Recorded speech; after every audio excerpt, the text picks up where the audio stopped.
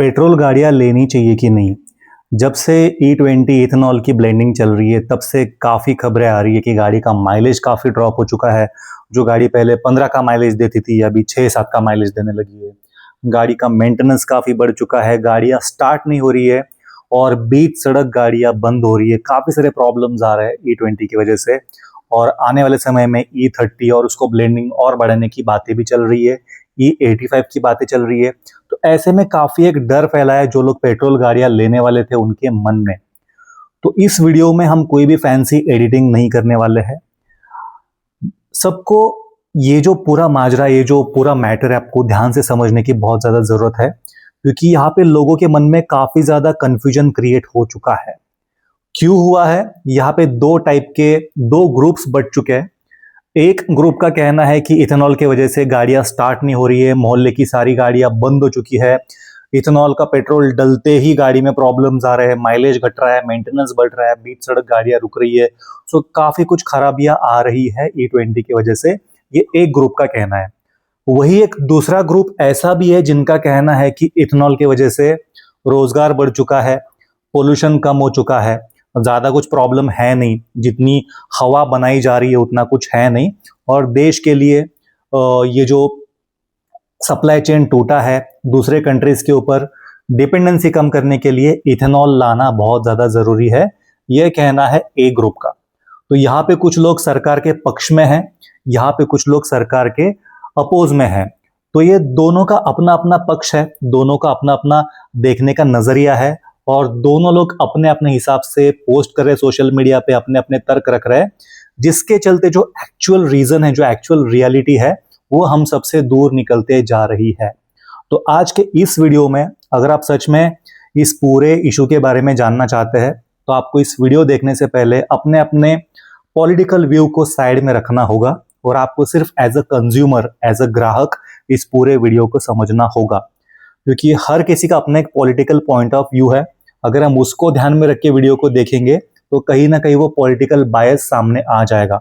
So no matter आप कौन से पार्टी को सपोर्ट करते हो, आप गवर्नमेंट के पक्ष में हो, गवर्नमेंट के अपोज में हो, आपको ये सब चीजें साइड में रख के केवल as a consumer, as a ग्राहक आपको इस वीडियो को समझना है। तब जाके हम इस इशू के ऊपर सही डिसीजन ले सकते हैं और सही तर्क लगा के अपना पॉइंट ऑफ व्यू रख सकते हैं। तो वीडियो में आगे बढ़ते हैं एक छोटे से इंट्रो के साथ, लेकिन वीडियो में कोई भी फैंसी एडिटिंग, कोई भी यहाँ पे हम डेटा एनालिसिस वगैरह नहीं दिखाने वाले हैं, सिर्फ हम पॉइंट टू पॉइंट बात करने वाले हैं। और वीडियो के एंड में मैं समझना चाहूंगा कि आपका इसकी तरफ देखने का नजरिया इस वीडियो को देखने के बाद क्या है। तो सीधा आगे बढ़ते टॉपिक की तरफ एक छोटे से इंट्रो के साथ।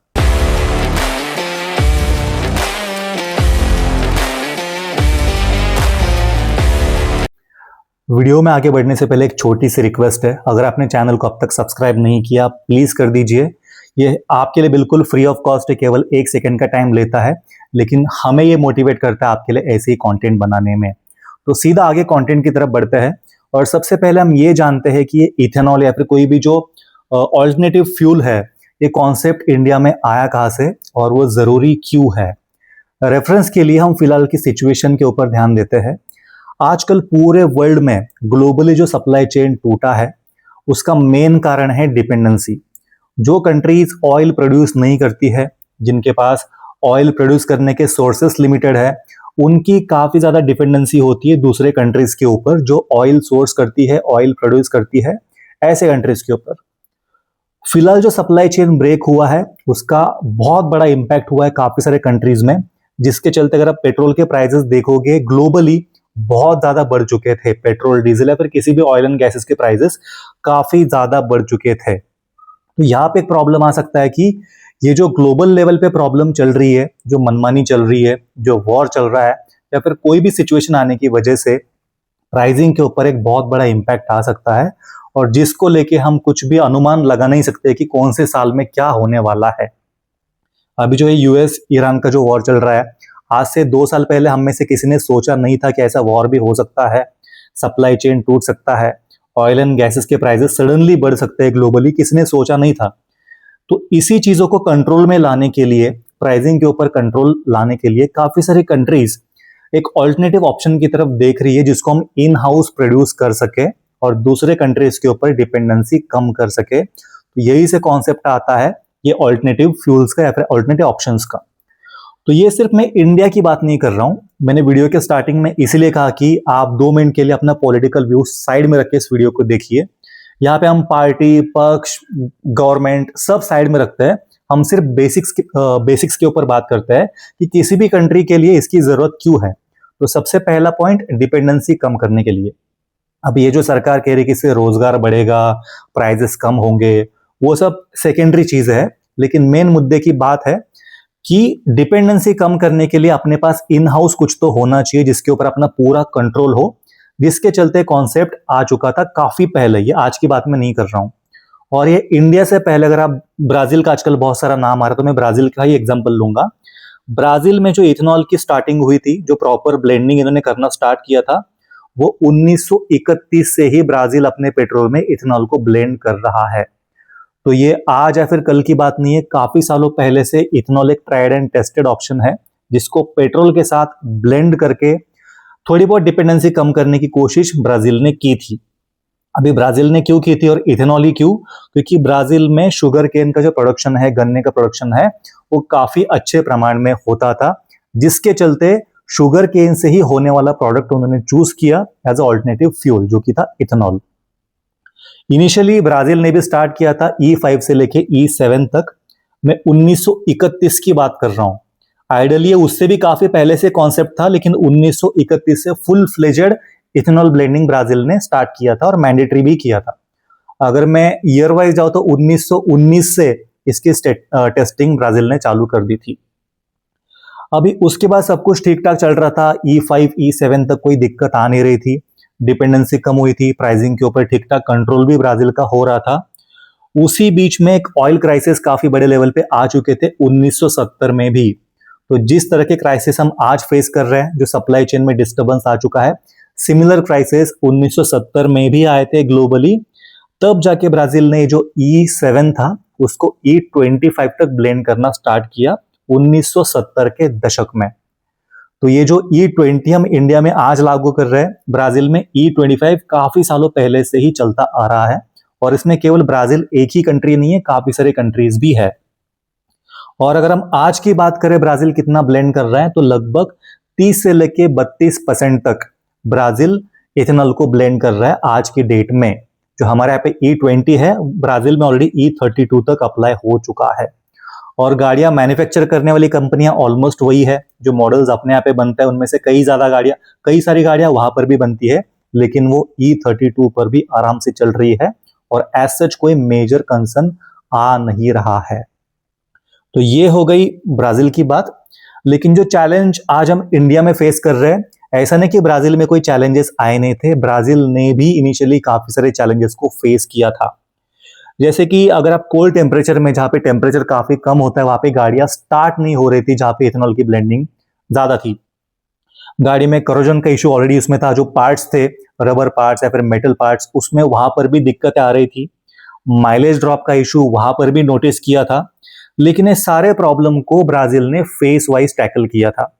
1919 से लेके 2026 तक ये जो भी ट्रांजिशन ब्राजील में हुआ है, वो फेज वाइज हुआ था, स्टेप वाइज हुआ था। और यहाँ पे फ्यूल के साथ साथ गाड़ी के जो मैन्युफैक्चरिंग में चेंजेस होने थे, दोनों चीजों के ऊपर साथ में ही ध्यान दिया गया था। तो जैसे जैसे इथेनॉल की ब्लेंडिंग बढ़ते गई, वैसे वैसे जो गाड़ियों में बदलाव करने चाहिए थे, जो पार्ट रिप्लेस करने चाहिए थे, इथेनॉल फ्रेंडली पार्ट्स बनाने चाहिए थे, उसके ऊपर भी काफी ज्यादा जोर दिया गया था और मैन्युफैक्चरर के ऊपर एनफोर्स भी किया था। तब जाके सारे प्रॉब्लम टैकल किए गए। और उससे कई ज्यादा जरूरी बात यह है, क्योंकि ये फेज वाइज होते जा रहा था, इसलिए कंज्यूमर को भी सडन शॉक नहीं मिला था। ऐसा रातों रात किसी ने बोला नहीं कि कल से हम 20% इथेनॉल को ब्लेंड करने वाले हैं, तो ऑब्वियसली आपकी गाड़ी के ऊपर इंपैक्ट दिखने ही वाला है। E5 से लेके E32 तक हर एक चीज फेज वाइज की गई थी। और साथ ही साथ जो गाड़ियों के पार्ट्स थे, जो गाड़ियां मैन्युफैक्चर हो रही थी, उसके ऊपर भी फेज वाइज ध्यान दिया गया था। इसलिए कंज्यूमर को, जो एंड ग्राहक है, उसको ज्यादा शॉक्स नहीं बैठा है, इसलिए उन्होंने इजीली इसको एडॉप्ट कर लिया। काफी लंबे समय से धीरे धीरे चीजें बढ़ाई गई, इंप्लीमेंट करते गए, और आज जाके उन्होंने इसको कंप्लीटली एक्सेप्ट कर लिया है। कोई चैलेंज आ नहीं रहे हैं, कंज्यूमर के मन में कोई भी डर नहीं कि कल क्या होने वाला है, और कोई भी उनको सडन शॉक का शिकार होना नहीं पड़ा। इंडिया में हम क्यों डर रहे हैं? सीधा जहां पे 5% 10% ब्लेंडिंग हो रही थी, सडनली आपने डिसाइड किया हम E20 करने वाले हैं, कल जाके E30 करेंगे, तो ये सडन शॉक कंज्यूमर झेलने के लिए रेडी नहीं है। इंडिया में आज भी मिडिल क्लास वर्ग बहुत ज्यादा है। पेट्रोल की प्राइसिंग 1-2 रुपए से भी बढ़ती है तो भी उनके लाइफ में बहुत ज्यादा मैटर करता है।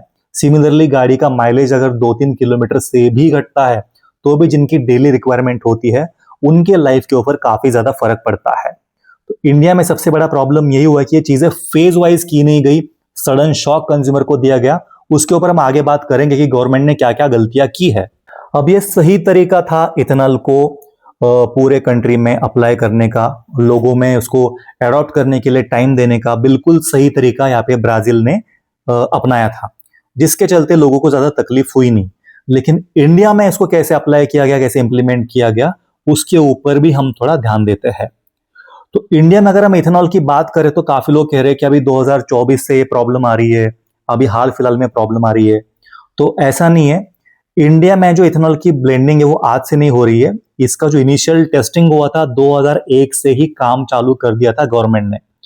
अगर हम 2001 में सरकार की बात करें तो अटल जी की सरकार थी, अटल बिहारी वाजपेयी जी की सरकार थी। 2003 में जो ब्लेंडिंग थी वो 5% तक होती थी। जैसे ब्राजील ने स्टार्ट किया था वैसे ही इंडिया में भी 5% से ही स्टार्ट किया गया था और इसका टारगेट लेके चल रहे थे कि 2022 तक 10% ब्लेंड करना है और 2030 के पहले E20 तक जाना है। तो अभी 2030 तो आया नहीं है, गवर्नमेंट को पता नहीं किस चीज की जल्दबाजी है। 2030 तक का टारगेट था कि इसको E20 करना है, लेकिन 2024 में ही उन्होंने E20 का टारगेट खत्म कर दिया था।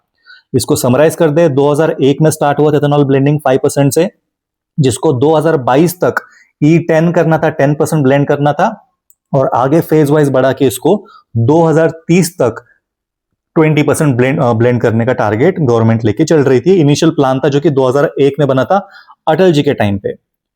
उसके बाद इंडिया में सरकार होती है चेंज। अब यहां पे मैं जब भी सरकार की बात कर रहा हूं, प्लीज एक चीज को आप ध्यान में रखिए, हम किसी सरकार के पक्ष में बात नहीं कर रहे या फिर किसी सरकार के अपोज में बात नहीं कर रहे। जो जो चीजें सीक्वेंस वाइज होती गई उसका हम सिर्फ आपको एक समरी बता रहे कि क्या क्या चीजें हुई और कैसे कैसे चीजें डिले होती गई। सो 2003 तक 5% का ब्लेंडिंग था और उसको आगे बढ़ाने का प्लान था फेज वाइज।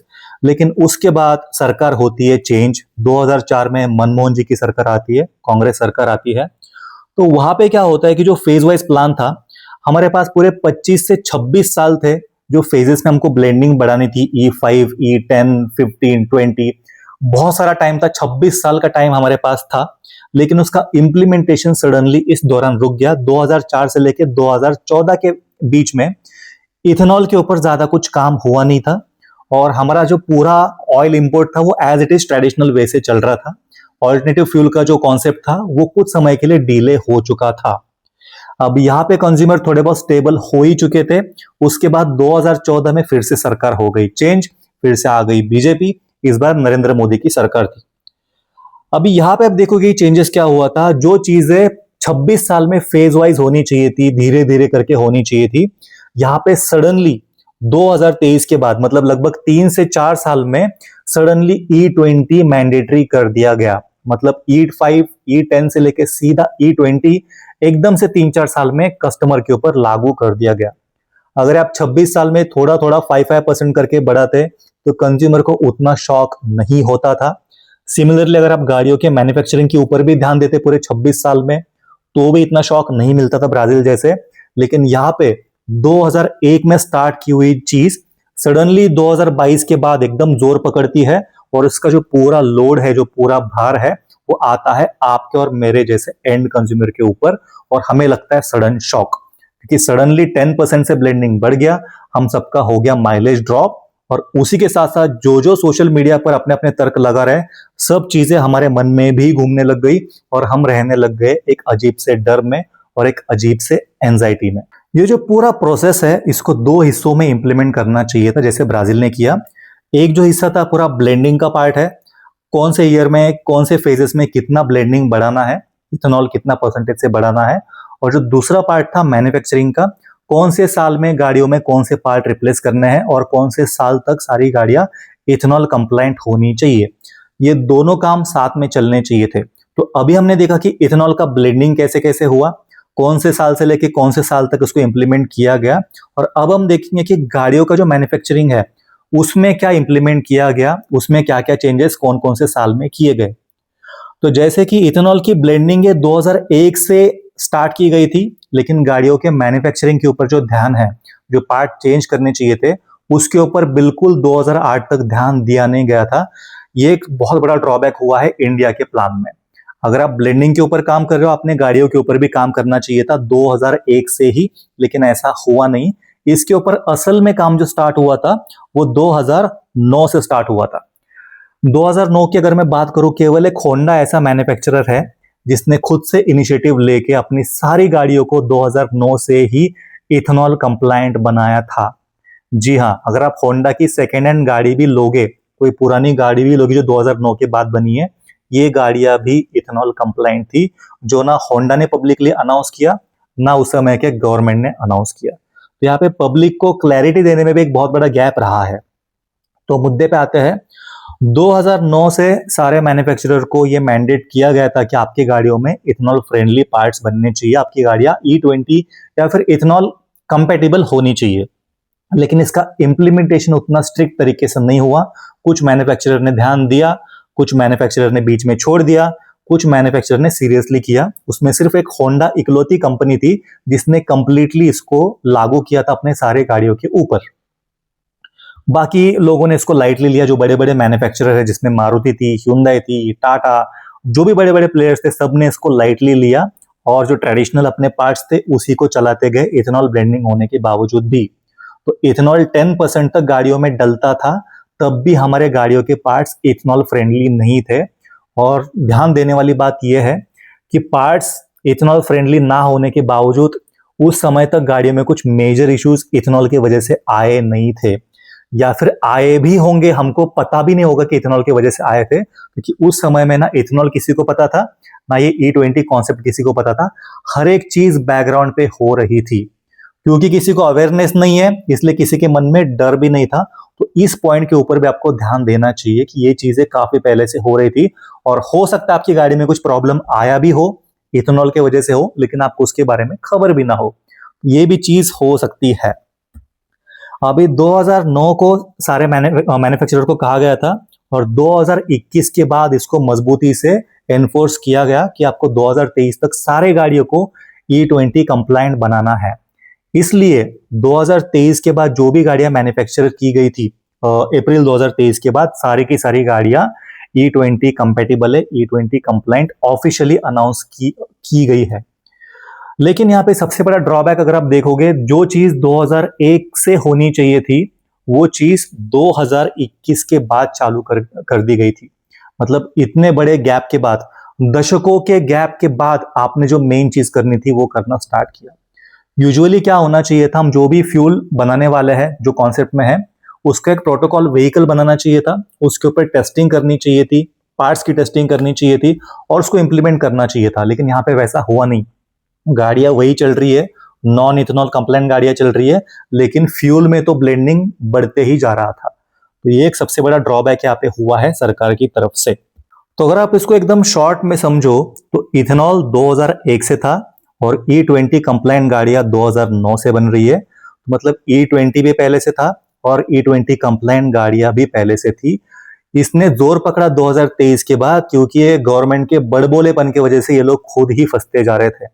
कभी गडकरी जी आते हैं मीडिया के सामने, बोलते हैं कि इथेनॉल हम 40 रुपए 50 रुपए पर लीटर बेचेंगे, जो कि टेक्निकली पॉसिबल नहीं है। क्यों, वो भी आपको बोलता हूं।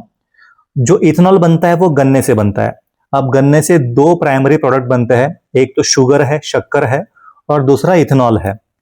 अगर आपको इथेनॉल इतने सस्ते में बेचना है, तो जो फार्मर्स है उनको ज्यादा प्राइसिंग जहां पे मिलेगी वो वही प्रोडक्ट बनाएंगे। अगर आपने इथेनॉल इतना सस्ता कर दिया, उसकी प्राइसिंग कम कर दी, तो जो फार्मर्स है पूरा अपना फोकस बढ़ाएंगे शुगर के ऊपर। सेम चीज ब्राजील में हुई थी। जो भी वहां के फार्मर्स थे, इथेनॉल को छोड़ के उनका पूरा फोकस शुगर प्रोडक्शन के ऊपर चला गया, जिसके चलते ब्राजील में भी इथेनॉल का शॉर्टेज हुआ था। तब जाके उनको प्राइसिंग चेंज करने पड़े। तो ये जो गडकरी जी कह रहे हैं कि 40 रुपए 50 रुपए पर लीटर इथेनॉल हम देंगे, मतलब आज नहीं कह रहे, लेकिन जब एकदम जोश में थे तब कह रहे थे कि इतना प्राइसिंग गिराएंगे, वो टेक्निकली पॉसिबल नहीं है।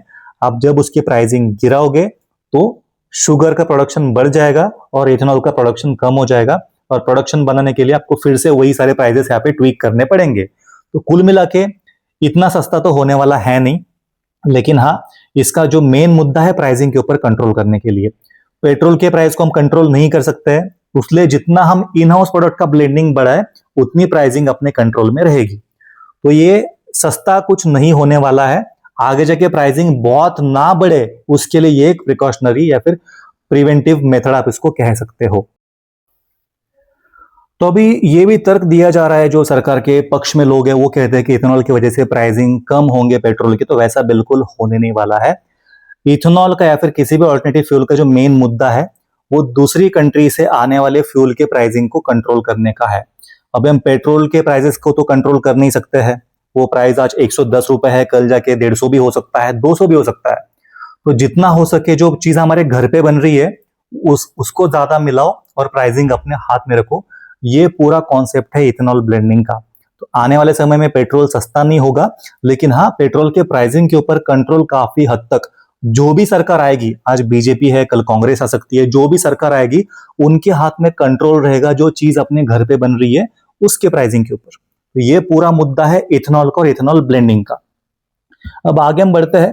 अब तक बहुत लोगों ने हमें स्टैम किया होगा कि हम सरकार के पक्ष में बात कर रहे हैं, सरकार ने पैसे दिए हैं। अब जो आने वाला पॉइंट है वहां पे हम सरकार की बुराई भी करने वाले हैं। तो अभी जो सरकार के पक्ष में लोग हैं उनको लगेगा शायद हमने अपोजिशन से पैसा लिया है। तो दोनों तरफ से लोगों को लगता है कि हमें पैसा मिला है, बट रियलिटी है कि दोनों में से कोई हमें पैसा देता नहीं है। अगर वो देना चाहते हैं तो यू आर मोस्ट वेलकम। सरकार की बुराई करने के लिए ऑपोजिशन वाले हमें पैसा दे सकते हैं, और सरकार की तारीफ करने के लिए सरकार भी हमें पैसा दे सकता है। तो अब तक हमने देखा सबसे पहले इथेनॉल को किस तरह इंप्लीमेंट किया जाना चाहिए था, किस तरह से इंप्लीमेंट किया गया, गाड़ियों के मैन्युफैक्चरिंग में चेंजेस कब कब होने चाहिए थे और कैसे उसको इंप्लीमेंट किया गया, ये दोनों चीजें हमने देखी।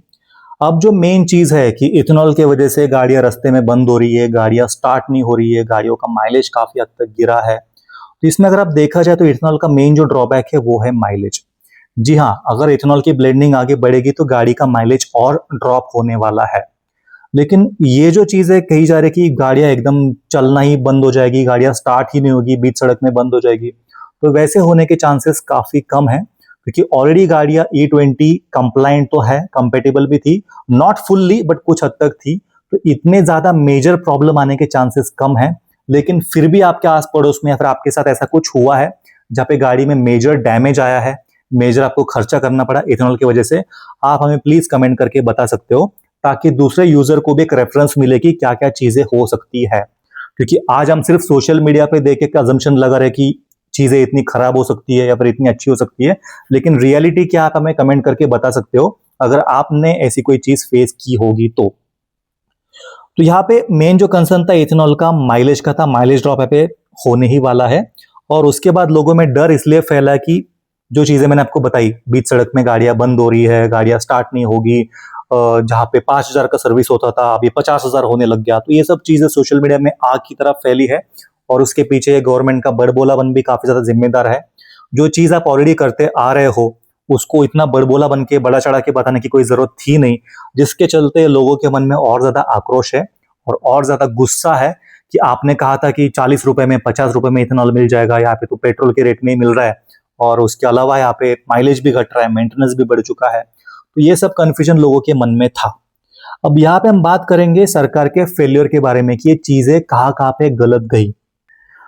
तो सरकार ने इसको जिस तरह से कम्युनिकेट करना चाहिए था वो क्लियरली कम्युनिकेट किया नहीं है।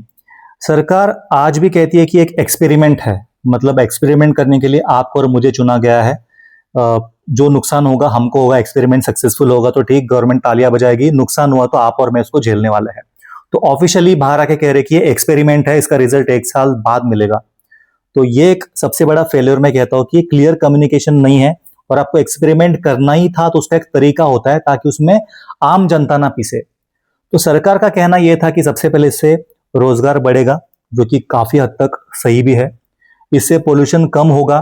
अब इसका कोई सॉलिड रिजल्ट है नहीं, बट उनका कहना है कि इससे पोल्यूशन कम हो सकता है, तो चलो मान के चलते कि पोल्यूशन भी कम होगा। ये 2 चीजें कह रही है। और तीसरा इनका कहना था कि इससे फ्यूल के प्राइसेस काफी घटेंगे, 40-50 रुपए में आपको इथेनॉल ब्लेंडेड पेट्रोल मिलेगा। जब इसको इनिशियली लॉन्च किया गया था तब ये इनके वादे थे और यहीं पे सरकार फंसती है। इसका जो भी रीजन था, अगर आप असल रीजन जनता के सामने लाते थे तो जनता उसको एक्सेप्ट भी कर लेती थी, लेकिन जिस तरीके का आपने बड़बोलापन दिखाया है वही आपको नुकसान दे रहा है। दूसरी चीज, इससे माइलेज ड्रॉप डेफिनेटली होता ही है। ये मैंने एक्सपीरियंस किया है, हम में से बहुत लोगों ने एक्सपीरियंस किया है और कहीं ना कहीं सरकार को भी पता है कि इससे माइलेज ड्रॉप हो रहा है। इसको अपने खुले में एक्सेप्ट करना चाहिए। आप जब भी कैमरा के सामने आते हो आप खुले में चैलेंज देते हो कि एक गाड़ी दिखाओ जिसको इथेनॉल की वजह से नुकसान हुआ हो, माइलेज ड्रॉप हुआ हो। आप जब जनता को ही झूठा बोलते हो तो ऑब्वियसली आपको नुकसान होने वाला है। तो नो मैटर आपका कॉन्सेप्ट कितना अच्छा है, आइडिया कितना अच्छा है, आप उसको इंप्लीमेंट गलत तरीके से करोगे और क्लियर कम्युनिकेशन नहीं करोगे तो इसका पूरा जो नुकसान है आपको होने वाला है, जो कि आने वाले समय में दिख भी सकता है। तो इन्होंने जो 2001 में कॉन्सेप्ट लेके आए थे, आप उसी लॉजिक से अगर चलते, वही विजन मन में लेके चलते, फेज वाइज इंप्लीमेंट करते, फेज वाइज गाड़ियों में चेंजेस करते और टाइमली जनता को कम्युनिकेट करते तो आपको उसके पॉजिटिव फल मिलने के चांसेस थे। लेकिन जिस तरह का आपने कंफ्यूजन क्रिएट करके रखा है, जो अपने क्लैरिटी यूजर्स को नहीं दी गई है, उसके चलते लोग बहुत ज्यादा कंफ्यूज है और उसी के वजह से ये सब सोशल मीडिया पोस्ट के ऊपर लोगों को बिलीव करना पड़ रहा है। सोशल मीडिया पे एक जो जनता है उनके गाड़ियों में बहुत अच्छे से गाड़ियां चल रही है, गाड़ी का पिकअप बढ़ चुका है, गाड़ियां स्मूथली चल रही है, माइलेज ड्रॉप नहीं हुआ है, बहुत खुश है। और एक वर्ग ऐसा है जो कि बिल्कुल निराश है, उनकी गाड़ियां स्टार्ट ही नहीं हो रही है। इसके बीच में कुछ नहीं है, या फिर गाड़ियां स्टार्ट ही नहीं हो रही है या फिर गाड़ियां बहुत स्मूथली चल रही है। एक्चुअल रियलिटी क्या है वो कोई भी पोस्ट नहीं करता है। तो फिर से मैं आपको बताना चाहूंगा, इथेनॉल की वजह से जो काफी बड़ा नुकसान है वो माइलेज के ऊपर होने वाला है। माइलेज ड्रॉप हो सकता है, मेंटेनेंस भी इससे बढ़ सकता है, लेकिन ऐसा नहीं कि एकदम चलते चलते गाड़ी रुक गई, गाड़ी स्टार्ट ही नहीं हो रही है, वैसा नहीं हो सकता है। और 2023 के बाद जो भी गाड़ियां है इथेनॉल कंप्लायंट है, कल जाके E30 भी आता है, E30 तक की गाड़ियां आराम से चल सकती है। और अभी तक का गवर्नमेंट का अनक्लियर कमिटमेंट ये है कि E20 के बाद आगे ब्लेंडिंग नहीं करने वाले हैं, वो पूरा फोकस डालेंगे फ्लेक्स फ्यूल मतलब E85 E100 पे, जिसकी अलग से ही गाड़ियां बनेगी, वो वहां पे फोकस करने वाले हैं। जो फिलहाल की जनता है उनको ज्यादा तंग नहीं करने वाले हैं। ये अब तक का गवर्नमेंट का अनक्लियर कम्युनिकेशन है, अनक्लियर। अभी तक ऐसा कहा है, कल जाके पलट भी सकते हैं, उसके बारे में हम कमिटमेंट दे नहीं सकते हैं। तो as a petrol car buyer आपको किस चीज पे ध्यान रखना है कि आपको पेट्रोल कार लेनी चाहिए। जी हाँ, पेट्रोल कार लेने में कोई भी डरने वाली चीज है नहीं, क्योंकि अगर आप नई कार लोगे तो आपकी गाड़ी वैसे भी E20 कंप्लायंट है। फर्क माइलेज में दिखेगा, जो गाड़ी 15 का माइलेज देती थी वो 13 का दे सकती है, 12 का दे सकती है। उसके साथ हमें जीना होगा, क्योंकि आने वाले समय में अगर इथेनॉल की ब्लेंडिंग नहीं होती है, पेट्रोल के प्राइसेस काफी ज्यादा बढ़ सकते हैं। मेंटेनेंस आपकी गाड़ी में बढ़ सकता है, हल्का सा बढ़ सकता है। इथेनॉल फ्रेंडली पार्ट्स होने के बावजूद ये गाड़ियां फुल्ली इथेनॉल फ्रेंडली नहीं है, इसलिए काफी हद तक गाड़ियों में बदलाव किए गए हैं। लेकिन थोड़े बहुत आपको मेंटेनेंस यहाँ पे, मेंटेनेंस का कॉस्ट आपके जेब में रखना पड़ेगा, मेंटेनेंस आपको ज्यादा आ सकता है, लेकिन इतना भी नहीं कि आप पेट्रोल गाड़ी लेना ही छोड़ दो। आने वाले समय में क्या हो सकता है, अगर आपने गाड़ी अभी ली, अगर E30 भी होता है, आपकी गाड़ी इसको आराम से झेल लेगी, आराम से चलेगी। हाँ, लेकिन माइलेज ड्रॉप इससे आगे जाके विटनेस हो सकता है। तो ये थी पूरी इथेनॉल की कहानी। और ये सिर्फ इंडिया में नहीं, ग्लोबली हर कंट्री कुछ ना कुछ प्लान कर रही है ऑल्टरनेटिव फ्यूल अपने कंट्री में लाने का, ताकि ये जो कुछ भी सप्लाई चेन में प्रॉब्लम हुआ है उसका इंपैक्ट उस कंट्री पे ना हो। तो एक अच्छा कॉन्सेप्ट है, लेकिन इसको सही तरह से अगर लागू किया जाता तो उसका फायदा आपको और मुझे मिलता। इसको सही तरह से लागू करने में गवर्नमेंट की बहुत बड़ी चूक है और इसको गवर्नमेंट को आगे आके एक्सेप्ट करना भी चाहिए। अगर एक्सेप्ट नहीं भी करते हैं, अपने ईगो के वजह चलते तो ठीक है, लेकिन आपको उसके करेक्टिव मेथड्स आगे लाके जनता के सामने रखने चाहिए। आप जो कुछ भी इंप्लीमेंट करने वाले हो एटलीस्ट 2 साल पहले जनता को आके बताना चाहिए कि आज से 2 साल बाद हम ये चीज करने वाले हैं, इस चीज का हम टारगेट लेके चल रहे हैं, ताकि कंज्यूमर अलर्ट हो जाए। तो ये पूरा मुद्दा था आपके सामने रखने का, ताकि आपके मन में भी थोड़ी बहुत क्लैरिटी हो कि पेट्रोल में क्या चल रहा है, इथेनॉल का पूरा ये क्या कॉन्सेप्ट है और क्या कंफ्यूजन है। इसलिए हमने कोई भी एडिटिंग रखी नहीं, एक क्लियर वीडियो रखा है, ताकि आप और हम कमेंट सेक्शन में आके अपने अपने व्यू शेयर कर सकते हैं। तो आपको ये पूरे मुद्दे के ऊपर आपका क्या विचार है, प्लीज हमें कमेंट करके बताइए। क्या क्या चीजें अच्छी हो सकती थी, क्या क्या चीजें बुरी हुई है, अगर आपके पास भी पेट्रोल गाड़ी है, उसका माइलेज कितना घटा है, पहले कितना था, क्या आपने कोई मेजर मेंटेनेंस फेस किया है, प्लीज हमें कमेंट करके बताइए, ताकि पेट्रोल कार लेने वाले को एक रेफरेंस मिले कि उन्होंने पेट्रोल कार लेनी चाहिए या नहीं लेनी चाहिए, या फिर उन्होंने वेट करना चाहिए फ्लेक्स फ्यूल का। ये वीडियो आपको कैसे लगा प्लीज कमेंट करके बताइए, और हाथ जोड़ के रिक्वेस्ट करता हूं, अगर आप किसी पार्टी के फॉलोअर हो तो अपना जो पॉलिटिकल व्यू है अपने पास ही रखिए। यहाँ पे हम सिर्फ इथेनॉल की बात कर रहे हैं। जो गवर्नमेंट के पक्ष में है वो लोग, जो गवर्नमेंट के पक्ष में नहीं है वो लोग, वो उनके वेबसाइट पे जाके अपना व्यू रख सकते हैं। इथेनॉल को लेके कुछ भी बात करना है, आप प्लीज कमेंट सेक्शन में आके बात कर सकते हैं। और यहाँ पे एक ऐसा भी वर्ग आएगा जो हमें कमेंट करके बताएगा कि तुमने सरकार से पैसे लिए हैं, क्योंकि हमने सरकार की कुछ जगह पे तारीफ की है। और एक ऐसा भी वर्ग आएगा जिनको लगेगा कि हमने ऑपोजिशन से पैसे लिए हैं, क्योंकि हमने गवर्नमेंट को यहाँ पे सुनाया भी है। तो हमने हर एक अच्छी चीज, बुरी चीज, जो चीजें जो साल में हुई थी आपको पूरा ईयर वाइज बताया है। और मैं भी आप पे छोड़ देता हूं कि आपका इथेनॉल को लेके क्या विचार है। क्या इस वीडियो देखने के बाद आपके माइंड में कुछ चेंजेस आए हैं, या आपके मन में कुछ डर कम हुआ है? प्लीज हमें कमेंट करके बताइए। तब तक के लिए bye bye, drive safe and take care.